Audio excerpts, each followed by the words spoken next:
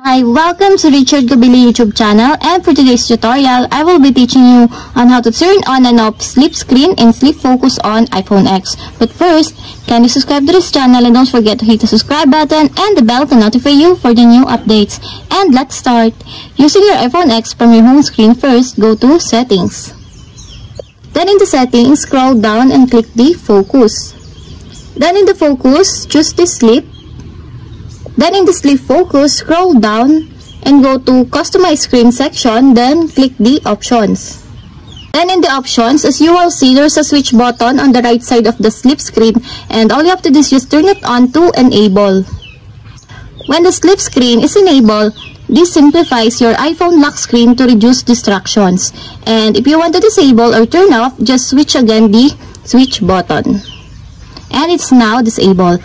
And that's it. We have successfully turned on and off sleep screen and sleep focus on iPhone X. If you have a question, kindly comment down below, and don't forget to hit the subscribe button and the bell to notify you for the new updates. And thank you for watching.